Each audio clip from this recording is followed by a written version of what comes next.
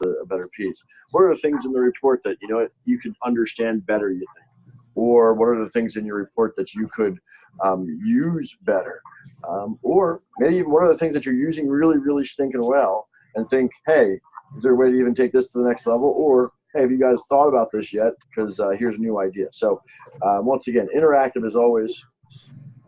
And the only thing I request is that, you know, if you got a question, jump on in, unmute yourself. If you don't have a question, just leave yourself muted here as I do that. I've got 3 o'clock, Jennifer. I am kind of particular about starting things on time. So I'm clicking the mute all button and I'm turning it over to you. Great. Thank all of you for being here today. Today we're going to talk about the core attribute list. And that's the very... I'm muted, or can you guys hear me? We can hear you. We can hear you. We can hear you. Okay, the thing just popped up. See, I'm not visual, and I'm going on with my auditory self here. And something popped up and said I needed to unmute myself. So I'm sorry about that.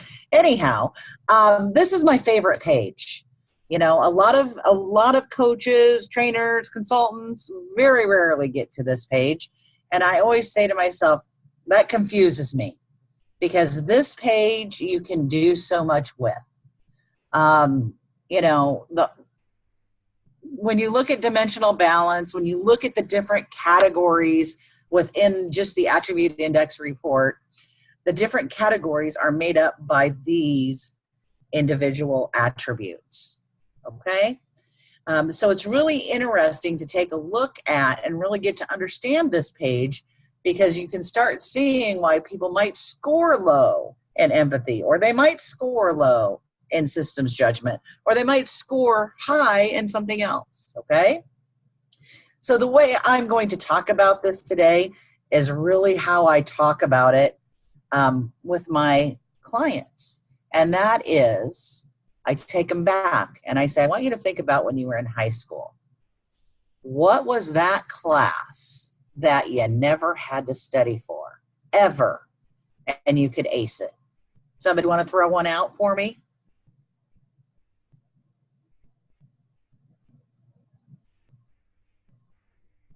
You know, go ahead. Brad, what is it, Matt? Math.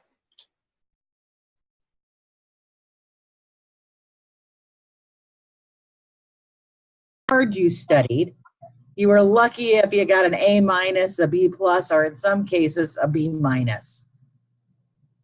What class would that be, Brad? Sorry, I missed the first part because I think you ended up muting yourself. So I said math was my topic. What's the one that you had to study hard for, and you worked really, really hard, but you didn't get as good of results as the one you never had to study for? History. What class would? History. So math is in his talent zone. History is in his blind spot. Okay? Not saying he can't do history, but he has to work harder to get lesser results there. And that's really what this page is all about. So if you look at the last page I have up here, and if we went halfway down and we drew a line straight across right here, okay? Now, folks that are high C's are going to count exact. I'm not a high C, I'm a low C. So I'm just going to say it's right here. Everything that is up here in the upper left-hand quadrant is the talent zone for this individual. And I also use today's language of, this is working smarter, not harder. And people will have light bulbs go off.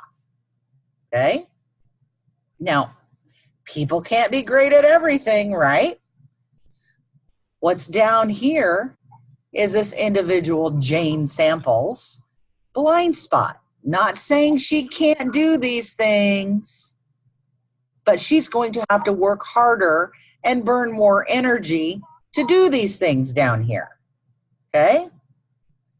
And no matter how much I train her or how many classes I send her to or how often I review holding other people accountable, right? Look where accountability for others is.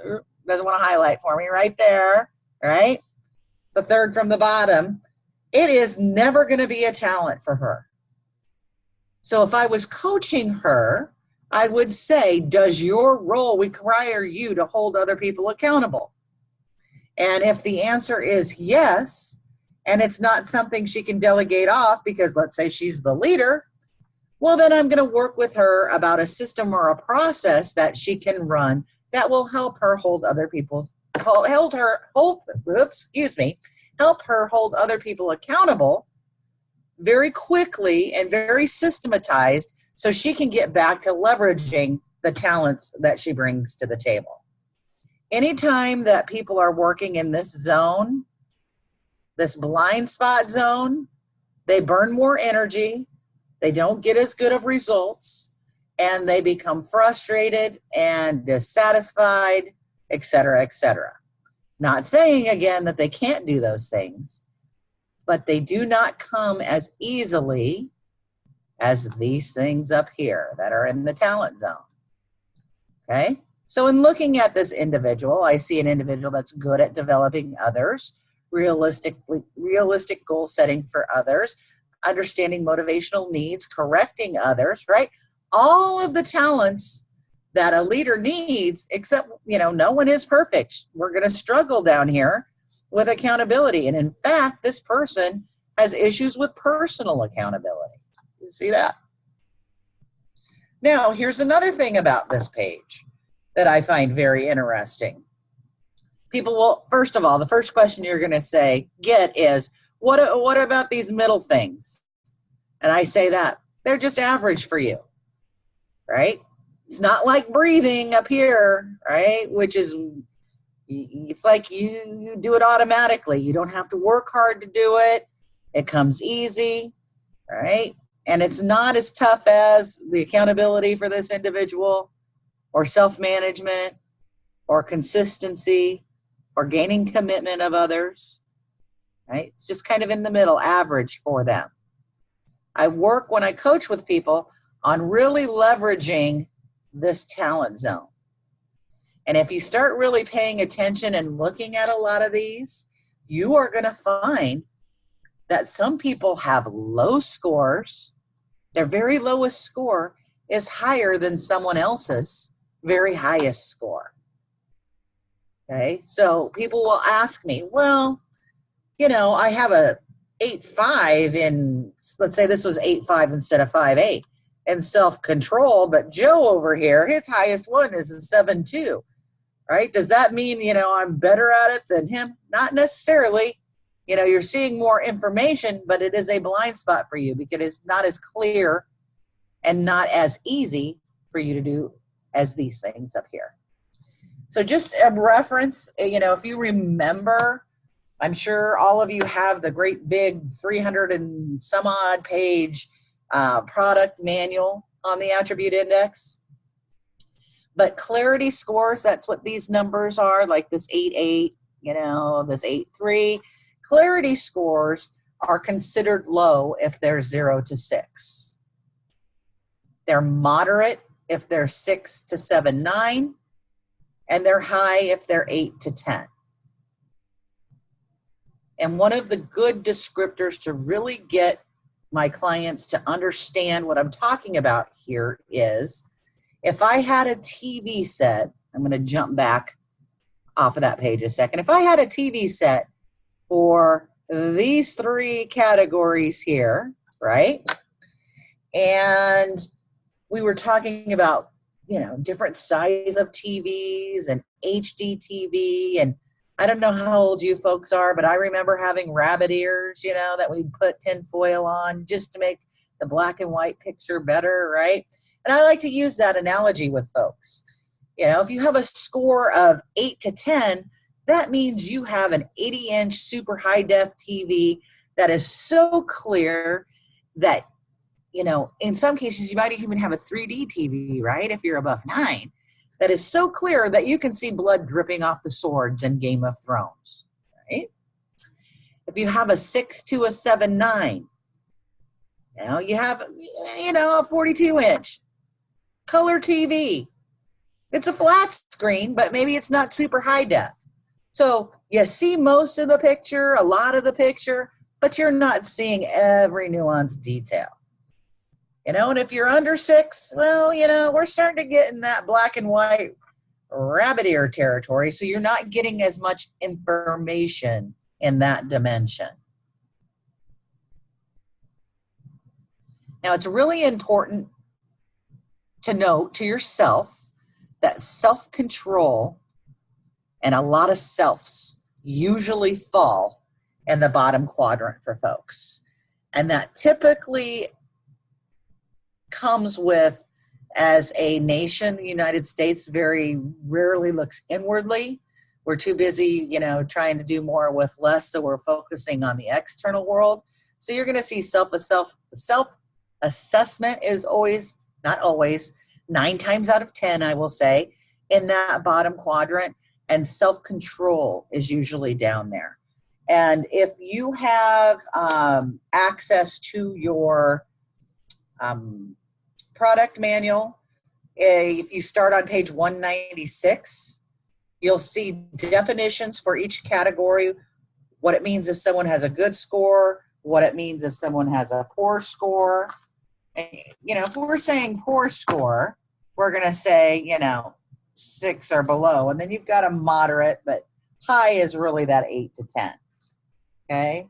And I'm flipping through here. I'm sorry I didn't do it in advance, but since self-control is at the bottom, I want to bring it up.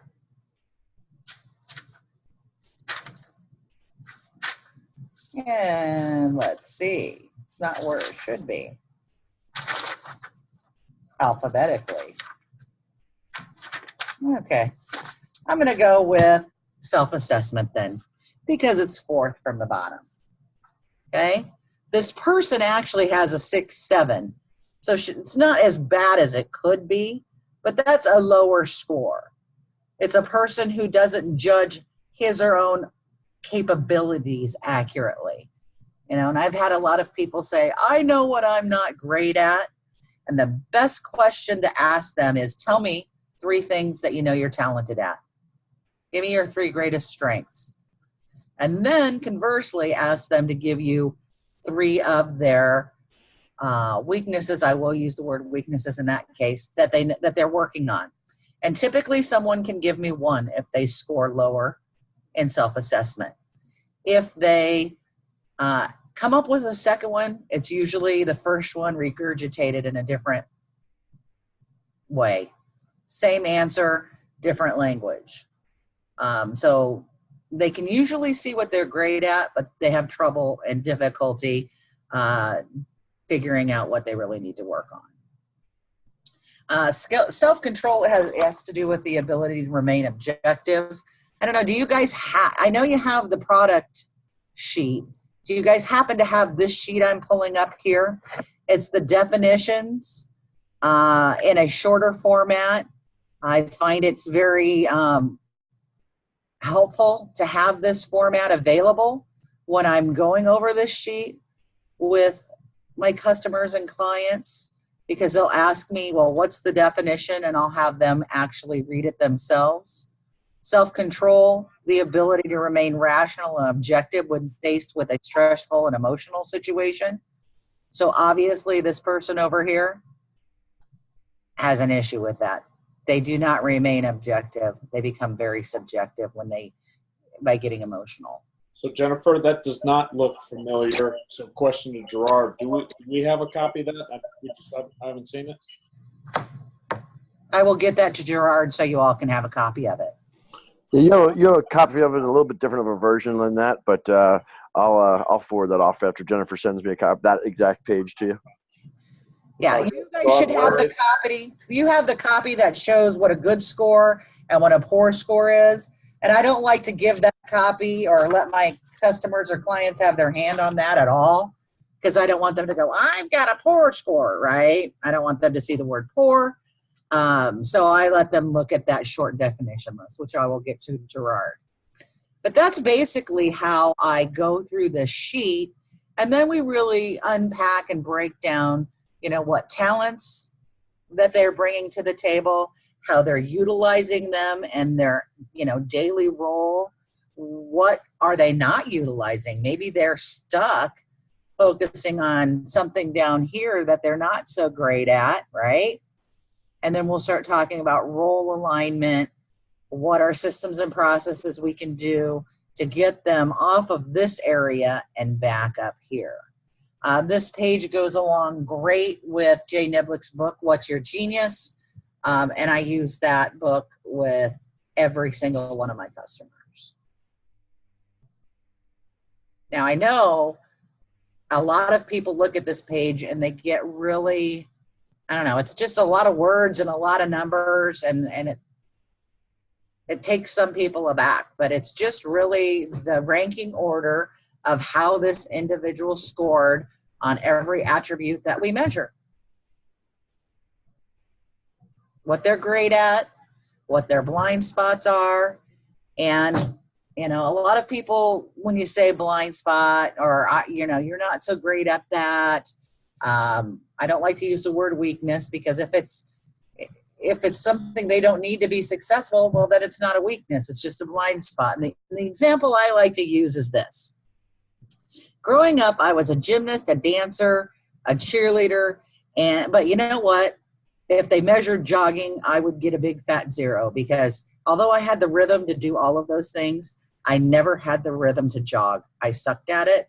I beat the crap out of my knees, and I am even worse at it now.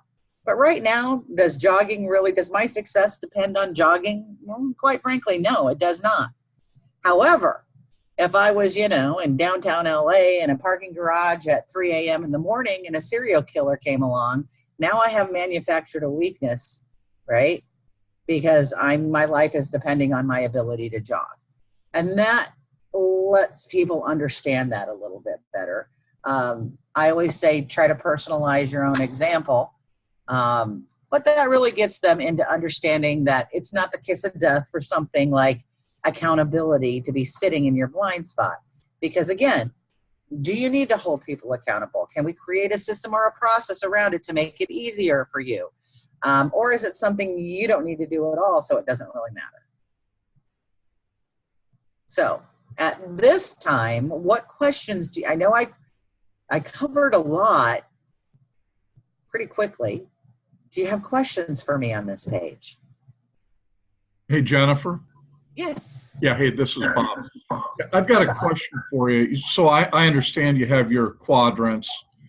And are you basically saying that, okay, the top left-hand quadrant, I can see those are, those are your talents, or, your talent area. And then the bottom quadrant, are you saying it's almost irregardless of what the raw scores are? Or is it, because like, for instance, this person, even in that lower quadrant, they stay above even, 7.5 through half of it, or 7.4. They're not, I guess, only self-control is below 6. There's a couple of 6.0s. But is it just a deal where it's a blind spot no matter what those raw scores are, because it's always compared to that upper left-hand quadrant? Absolutely. Is that the way it works? Yep. The example that I have up here, your blind spots, they're yours, right? Mm-hmm. So you're comparing those scores against this individual. So because this person has such high scores, these 7s for this individual are in a blind spot because the other scores are so high. Mm-hmm. Okay. Right? It's just like, my daughter is a straight A student, right? But she really struggles with math. She works her butt off with math. She still gets an A in the class, right? But the effort she has to put into it is a lot greater than history or English or even science for her. Mm-hmm. Okay, thank you. Mm-hmm.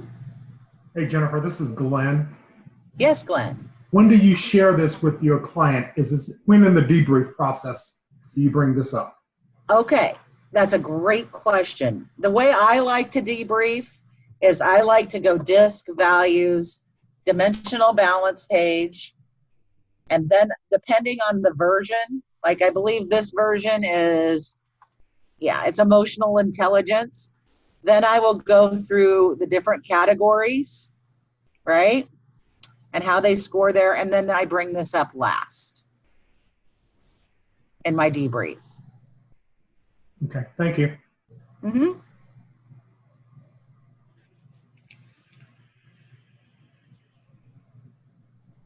Any other questions?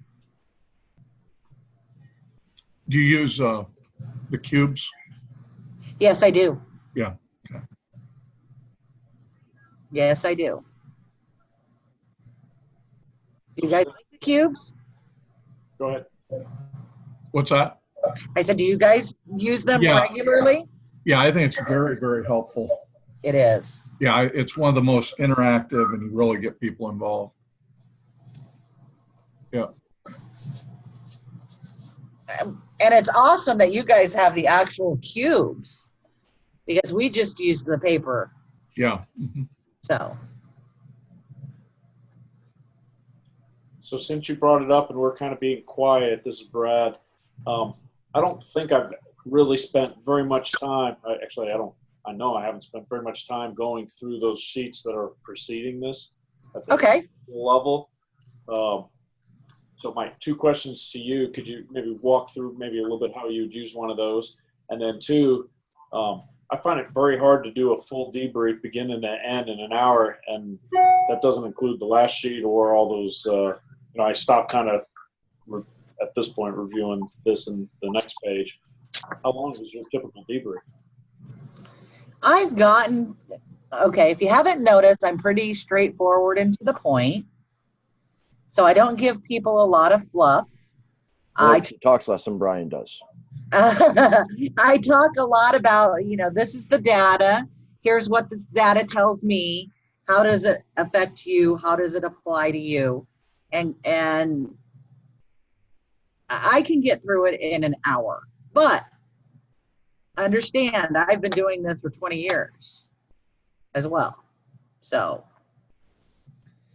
I don't spend a lot of time on page 59 through 61 because those are the things I'm telling them off of the dimensional balance page, to be honest. Okay. This page here is all of the categories that make up the emotional intelligence version of the report. And when I start saying the word version, people kind of get a little kooky sometimes. Leaders, when they bring us in, and I have to tell them, please understand the assessment is the same for everybody. However, depending upon what role this individual is in, we can highlight the data, provide the data in a way or in a format to highlight information that's relative to their role. So if I pulled up a sales version, I could talk about the different stages in the sales process. Those are the categories. If I brought up a leader, a customer service person, whatever those may be. This one happens to be emotional intelligence. And I would say, here are the categories, right, that make up our assessment on emotional intelligence. Here's how you did in each category, okay? Nothing glaring. All of the scores are really good. However, no one is perfect. Well, let's see where you fall, right? So we go into communication. Just so you know, this gold, I don't want to call it gold. It's orangey yellow, whatever it is, bar. It is the norm, okay? So it's not like we want to meet it or be under it. It's just the norm. It is what it is. So this person is a little bit above the norm in, freedom from prejudice. They're above the norm or meeting the norm in every single one, which is great. So when it comes to communication, this is good, right? I'm just going to scroll through here and see. There's 1, 2 categories. None of these categories are total bombs. Okay, personal accountability, right? I would go through and we'd start highlighting and talking about things where they don't meet that norm. And that norm, personal accountability. How does personal accountability affect you in your daily life? Is it something, you know, are you making excuses to yourself? You know, get into a discussion around that. It's funny, personal accountability, usually when I'm dealing with the folks I deal with, isn't one that comes up. So, you know, it might be handling stress, or realistic personal goal setting is one that I always find is not there, because they set too high of goals for themselves that they can't meet. And so I will just go through it. And I'm sorry, I've got just a terrible example to really review, because this person meets everything or is over, with the exception of personal accountability. But that's how I do it. I walk through, I explain what it is. You know, a lot of times people might say, well, what does, you know, realistic expectations, you know, really mean? And we'll talk around it. Am I answering your question? Absolutely. Thank you. Excellent. Excellent.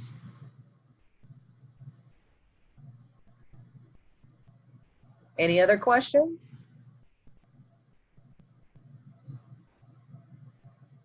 Hi, this is Nancy. Hi, Nancy. This might be as much for Gerard, Jennifer, as it is for you, but I have been following and am fascinated with the whole concept of emotional intelligence. Would we, as members of the Trusted Advisor Network, be able to utilize that particular report format? Absolutely. It is in the library that you currently have access to right now. Oh, so I can use, I always thought I just had to use the ones that were marked for us, but I can use that. Oh, as long as it is in that general library, right? He has made it, you know, if I create, like sometimes for my own customers, I had a crazy customer that only wanted to see 2 attributes once. So I had a custom profile. I would not make that inheritable to everybody else. But if I created one, or somebody has created one and they make it inheritable to others, then absolutely can use it. Oh, okay. Thank you. Yes.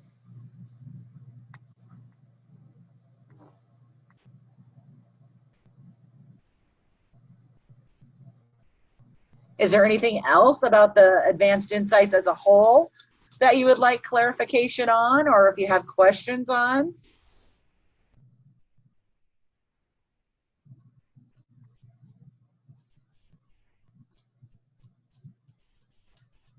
Again, this is Nancy again, just something it has to do with, I think there are ways you can create customized reports, and I don't know how one goes about that. I'm really looking to be able to identify people that would fit in a team that required creative thinking, critical thinking, innovation, things like that. Those kind of. All right. So do you see how I logged into my account here? Uh-huh. Portal like this. Right. Here, you click individual profiles. Uh-huh. We're going to go into AI report editor. Okay. Okay. And you can create custom reports in this section. Oh, cool. Yeah. As long as you have the customizable package. Correct. That's a big thing there, Jennifer, just for them to know. So Nancy, you do not have a customized piece. The customized is an unlimited.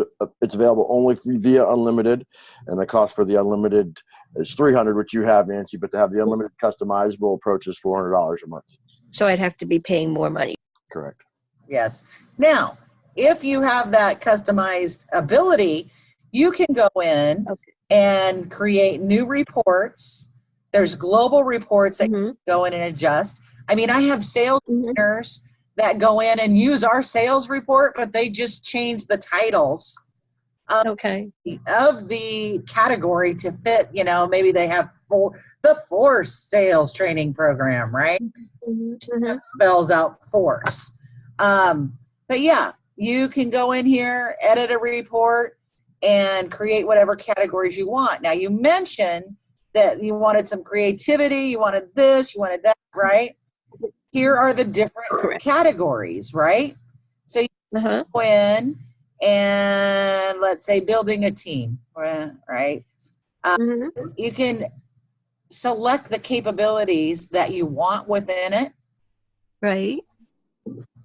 and you can change some wording too.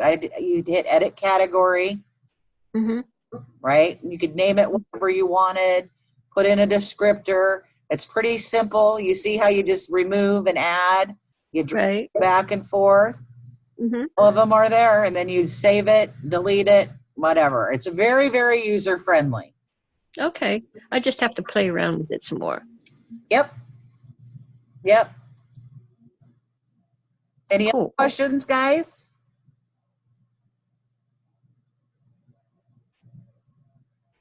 And I believe on your training and resources tab, if you go down here and look at some of the video tutorials, if you Mhm. know how to do some of that, that would help you too. Okay. Okay? Thank you. You're welcome.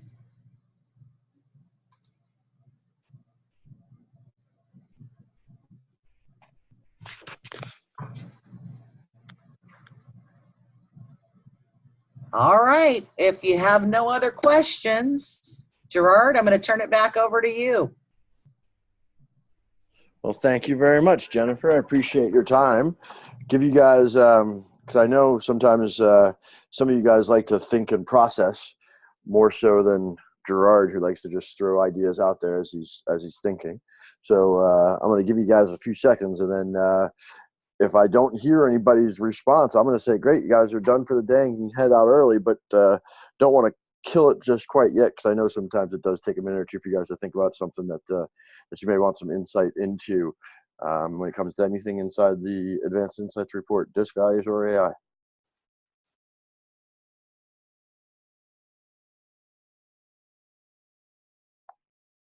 Now's where if Dan Elliott loved me, he'd come in and sing the Jeopardy theme song, but I know he's not going to do it. Hey, Jennifer. Yes. Yeah. Hey, when we did this with Brian, the page before where your dimensional balance page, I think just Yes. one before this one. One of them that he showed, and it didn't have a very high reliability number, but if I remember right, I'm almost sure because it didn't seem possible, but all the biases were negative. How could you have all positive or all negative? It seems like it would be impossible. I know it seems like it would be, but it's just like, how can you ever have 4 disk scores above or below the line? The anomalies happen. Okay.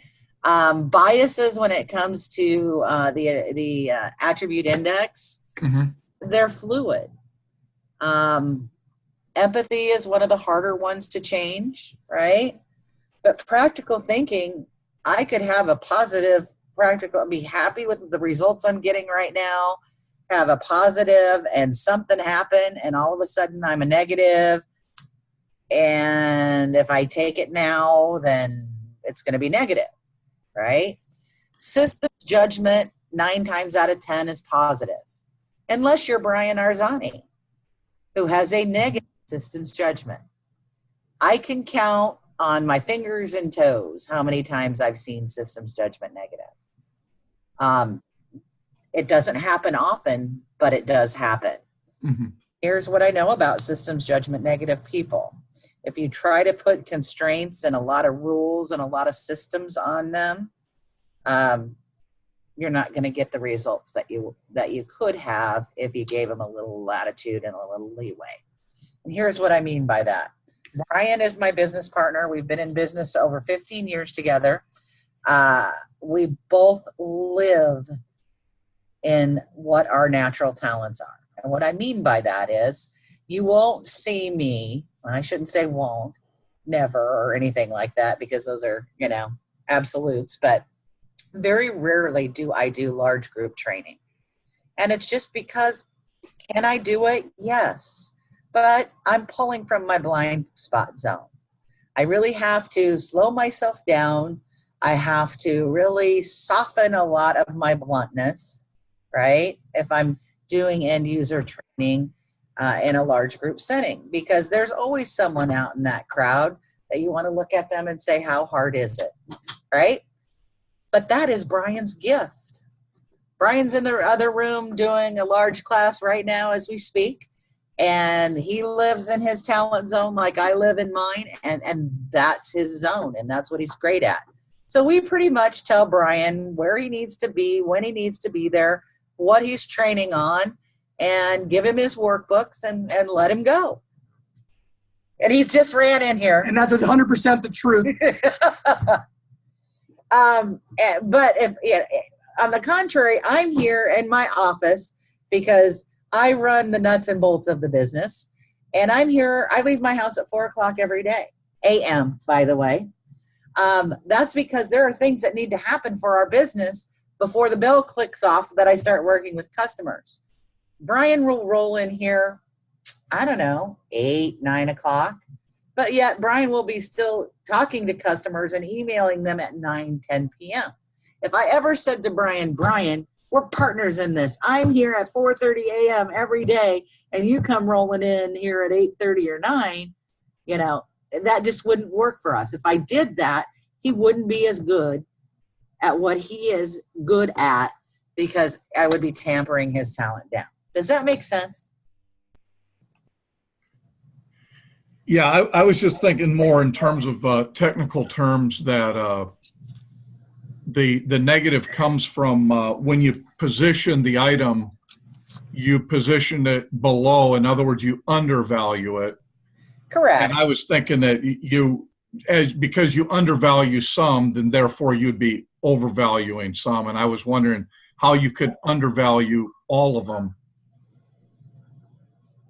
That was really it was more of a technical question. Did he really have one that had all three? I thought it did, yeah. Yeah. I was just thinking, how would that be possible to? Yeah, I that's can't. what I was wondering. Yeah, I honestly, now that I replay that in my head, one is always at least negative or at least positive. Yeah, that's what I thought. Yeah. Yeah. Anyway, I didn't want to. I was just curious. Sorry, I went off on a tangent. No problem. Anybody else have anything for Jennifer before we let her go back and try to mess up Brian's group session next door? Just tell him to go take the noise down, and that'll throw him completely off. All right, well, guys, gals, thank you all for attending. Appreciate it greatly. We are going to bring Brian back next month on the 3rd of June. And I believe, if I remember correctly, Brian is going to be talking about using the assessment, the Intermetrics, as a marketing tool with different entree points into the business. More specifically, how to create an HR program. Or an HR approach to go into the HR department to be able to generate assessment business that then will lead into larger consulting business. So obviously going to be a little bit different in terms of focus than this time. Equally valuable, but definitely different. So I look forward to seeing you guys then. If you need anything in the meantime, obviously reach out to any member of the team here at the home office in Reading, or obviously Jennifer, Brian always are willing to throw out some help as well. So thank you, Jennifer, very much. I greatly appreciate it. And thanks everybody else for being part of the hour. Yeah, thank you. Very helpful. Thank you. Bye-bye.